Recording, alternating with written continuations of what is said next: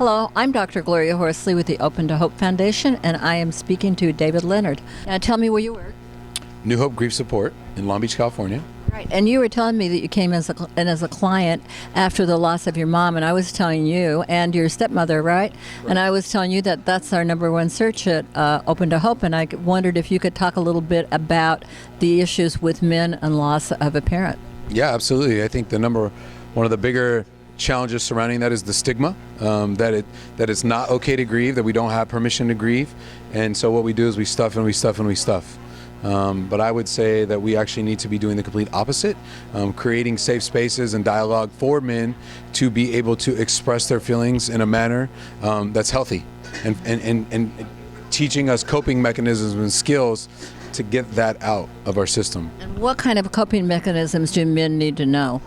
I think some of the, figuring out, some of the simple stuff are, what are your gifts of the head's hands and heart? So head is knowledge, hands are things you like to do and things you can do, and heart are what you're passionate about. So figuring out outlets where you can use one of those three things, so whether you're volunteering, mentoring somewhere. For me personally, I found a lot of healing in volunteering as a camp counselor with grieving kids. And so maybe you find a local Boys and Girls Club, a local grief center that you can connect with and really give of yourself. Or maybe it's exercising. For me, another big thing, I hit that treadmill hard. I think my average run used to be like 2-3 miles. I remember during intense periods of grieving, I was pushing 10-12 miles on the treadmill like nothing. So I think it's about finding things that we can do that's going to really relieve that stress and allow us to become human again after the loss of our loved ones. We all have a different come from and different experiences, and so based on those experiences, starting in childhood, it's going to matter how we express our emotions and how we feel comfortable doing that.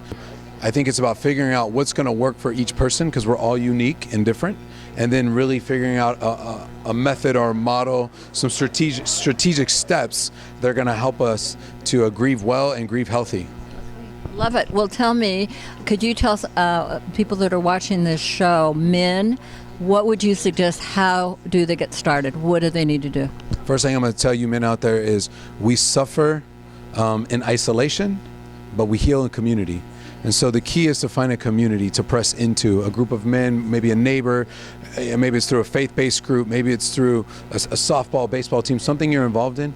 Do not isolate. We need to press into that community. We need to know that it's okay to connect with other men, that they do want to hear, that they do want to listen, that they do care about your grief, and that's a great place to start. And then start to identify resources in your neighborhood, in your community, that you can connect with to get the grief help, the grief support you need to be healthy and to begin to define your new normal. Well, thank you so much for being on this video. It's been great to meet you. Thank you for having me. I'm Dr. Gloria Horsley with the Open to Hope Foundation, and I want to remind you, if you've lost hope, please lean on ours till you find your own, and God bless.